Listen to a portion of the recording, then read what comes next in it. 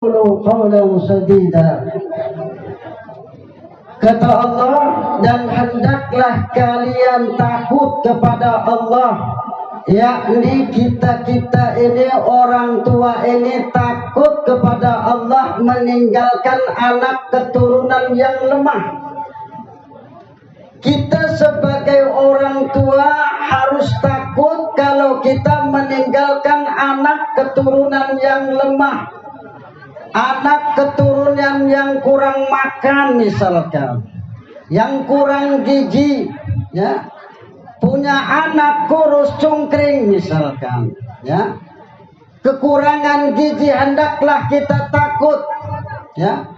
Anak-anak kita kekurangan makan, apalagi anak-anak kita orang yang tidak taat kepada Allah, maka hendaklah kita sebagai orang tua ini harus takut kepada Allah meninggalkan anak keturunan yang lemah, ya. Dalam ayat ini sebetulnya ayat tentang pembagian waris. Jadi kalau anak laki-laki itu beda Pak dengan anak perempuan kalau dia mendapatkan warisan. Maka anak laki-laki dalam akikah pun dia beda dengan anak perempuan. Kalau anak laki-laki dia harus disembelihkan 2 ekor kambing, betul tak? Kalau anak perempuan seekor kambing. Dalam hal warisan pun beda Pak. Dalam hal warisan pun beda Bu. Kalau anak laki-laki itu mendapatkan 2 bagian. Jadi kalau ibu-ibu yang merasa anak perempuan, jangan merasa tidak adil. Ya, kalau mendapatkan 1 bagian dari ayah atau ibu kita, apabila ayah atau ibu kita meninggal dunia, dia meninggalkan warisan. Kita anak perempuan, beda dengan anak laki-laki. Jangan kita merasa tidak adil. Itulah keadilan Allah Subhanahu wa ta'ala. Kenapa anak laki-laki 2 bagian, anak perempuan 1 bagian? Karena anak laki-laki itu menanggung anak orang lain. Betul lah? Kalau anak laki-laki itu menanggung anak orang lain, tapi kalau ibu-ibu itu ditanggung oleh orang lain. Betul lah? Nah, kalau anak laki-laki dia punya istri, dia punya anak, menanggung. Ya, tapi kalau ibu-ibu misalkan menjadi istri, itu ditanggung oleh pihak yang lain. Makanya beda dalam hal warisan. Ya, kalau anak perempuan itu 1 bagian, kalau anak laki-laki itu 2 bagian. Itulah keadilan Allah Subhanahu wa ta'ala yang ada dalam Al-Quran. Makanya kita sebagai orang tua itu mendidik anak itu agar anak menjadi anak yang soleh dan soleha. Ibu-ibu, bapak-bapak di sini pasti pengen bahagia, betul lah? Tidak ada orang yang tidak ingin bahagia, pasti semuanya ingin bahagia. Makanya kata Nabi, arba'un min sa'adatil mar'i an takuna zawjatuhu salihah wa auladuhu abraran wa khulatuhu salihin wa ayyakuna rizquhu fi biladih. Ada 4 hal termasuk kebahagiaan seseorang itu kata Nabi. Yang pertama, dia seorang laki-laki mempunyai istri yang solehah. Seorang istri pun dia menginginkan punya istri yang soleh. Betul lah Bu? Betul lah. Tetapi mencari istri yang soleh ini bukan gampang Pak. Betul lah. Mencari istri yang soleha itu bukan mudah, sulit. Mungkin di sini ini ada 1 orang atau 2 orang yang soleha. Tapi kita berusaha. Jadilah kita seorang istri, menjadi istri yang baik. Kalau kita jadi seorang suami, jadilah seorang suami yang baik. Ya. Kalau kita jadi seorang suami, jadilah suami yang baik, yang selalu membahagiakan istri dan anak-anaknya. Kita bekerja untuk anak dan istri, betul tak? Ya, kita bekerja untuk anak dan istri kita. Ya. Tidak ada seseorang yang dia mempunyai pekerjaan, dia menghasilkan uang untuk orang lain, tapi yang terpenting adalah untuk istri dan anak-anak kita. Makanya apa? Pemberian seorang suami kepada keluarganya itu yang paling besar pahalanya di sisi Allah. Jangan salah. 1 dinar yang engkau berikan untuk di jalan Allah, 1 dinar yang engkau berikan untuk membebaskan budak, 1 dinar yang engkau infakkan untuk fakir miskin, dan 1 dinar yang engkau berikan kepada keluargamu, kepada anak-anakmu, itulah yang paling besar pahalanya di sisi Allah Subhanahu wa ta'ala. Makanya kita jadi suami jangan pelit dengan istri. Betul lah Bu? Betul lah Bu? Iya. Jadi suami jangan pelit dengan istri. Karena apa? Setuju ibu-ibu nah? Setuju Pak? Kalau soal duit setuju ibu-ibu? Ya. Kalau soal duit setuju.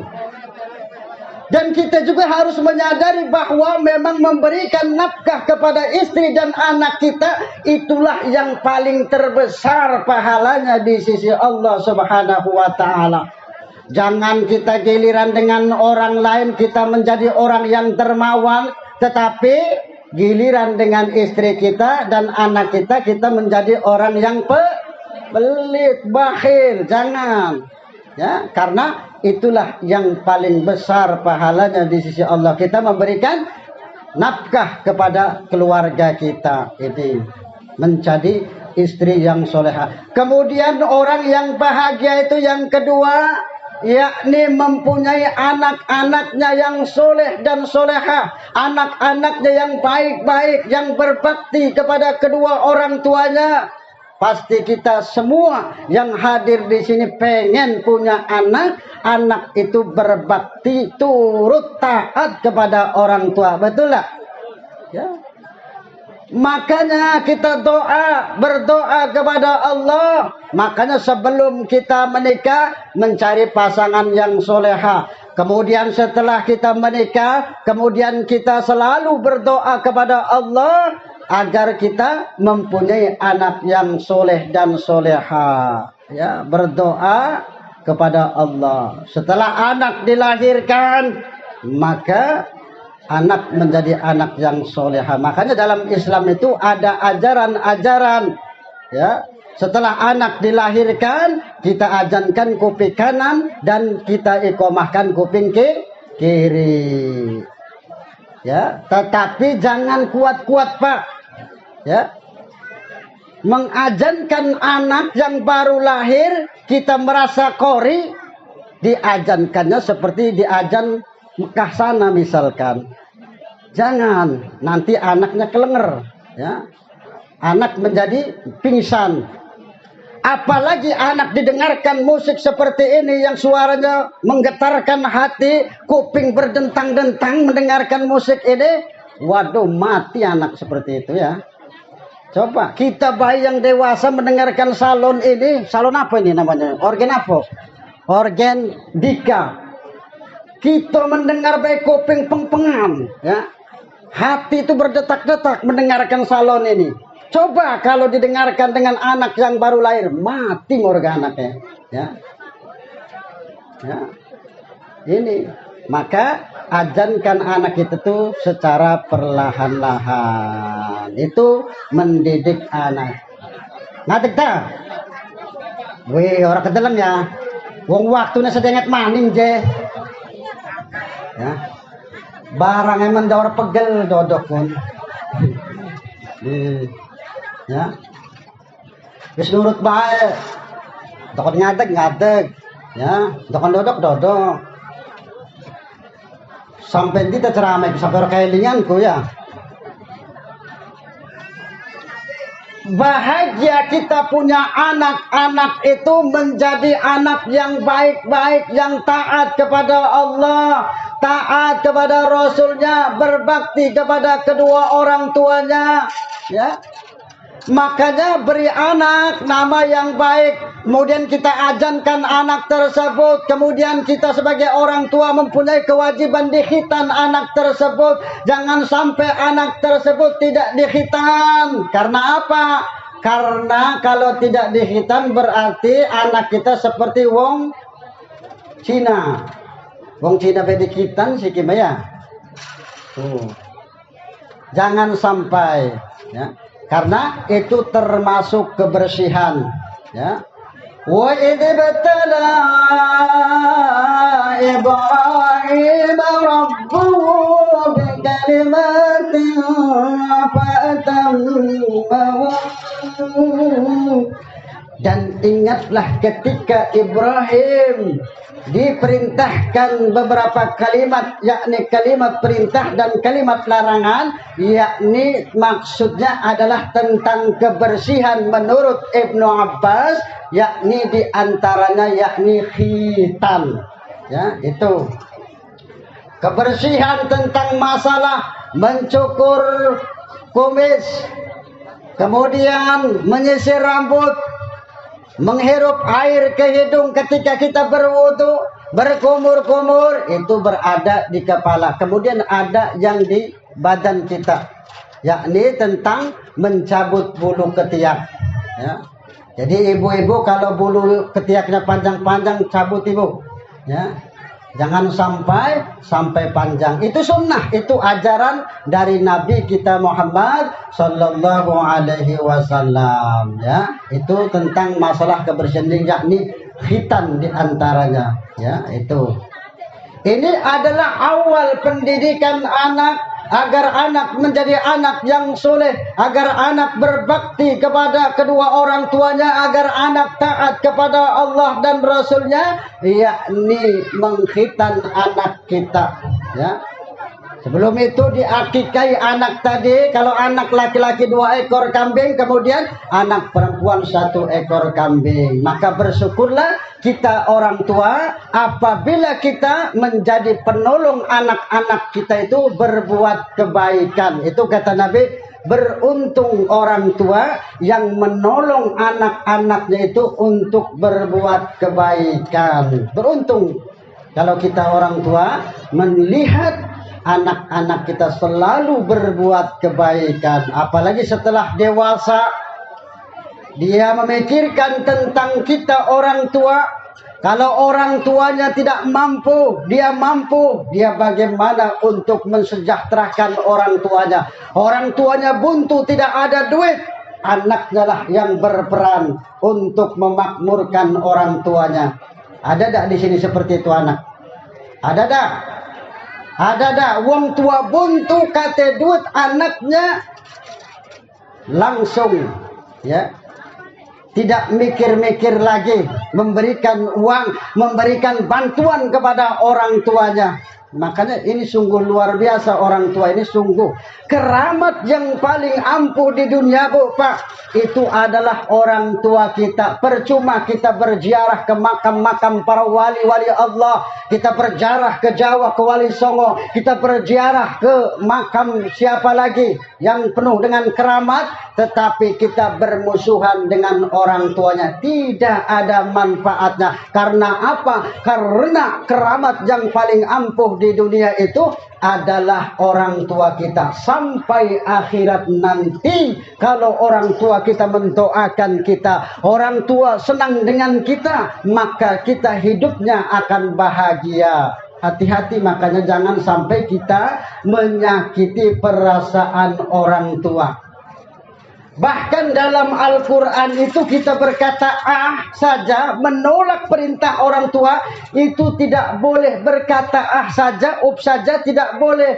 Tapi anak-anak sekarang coba kita perhatikan, Pak, melawan dengan orang tua, ya. Diperintah beli rokok, diperintah beli es, coba kamu baik katanya.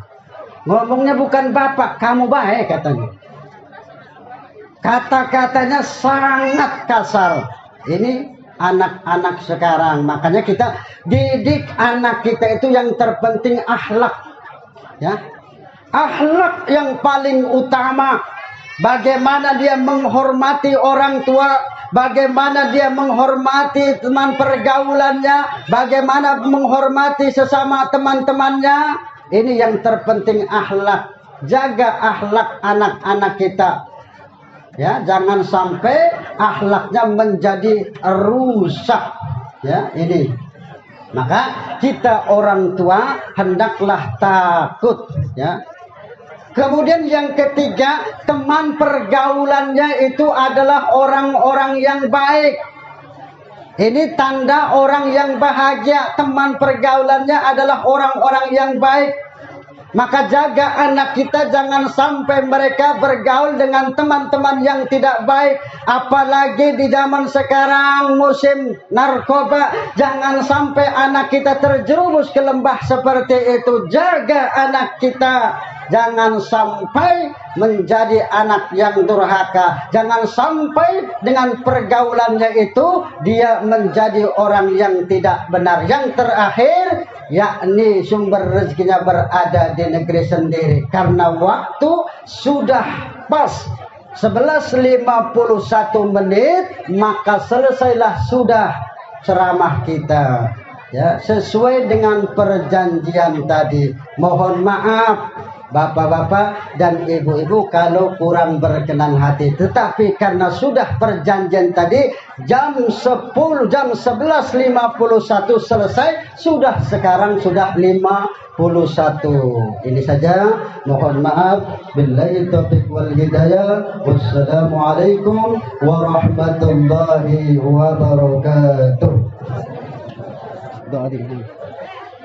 أعوذ بالله من الشيطان الرجيم بسم الله الرحمن الرحيم اللهم صل وسلم على سيدنا محمد في الأولين والآخرين وبارك وسلم ورضي الله تعالى عن ساداتنا أصحاب رسول الله أجمعين حمد الشاكرين حمدا نعما حمدا ومجدا ومجيدا يا ربنا لك الحمد كما ينبغي لجلال وجهك الكريم وعظيم سلطانك اللهم صل على سيدنا محمد النبي الأمي الحبيب العلي القدر العظيم الجاه وعلى وصحبه وسلم يا حي يا قيوم برحمتك استغيث يا الله يا الله ampunilah dosa-dosa kami ya Allah ya Allah ampunilah dosa-dosa ibu bapa kami ya Allah ya Allah kabulkanlah maksud dan tujuan kami ya Allah terutama sahibul hajat Bapak Sartiman sekeluarga besar ya Allah ya Allah berilah kesehatan kepada anak yang telah difitani ini ya Allah ya Allah sehatkan badannya ya Allah luaskan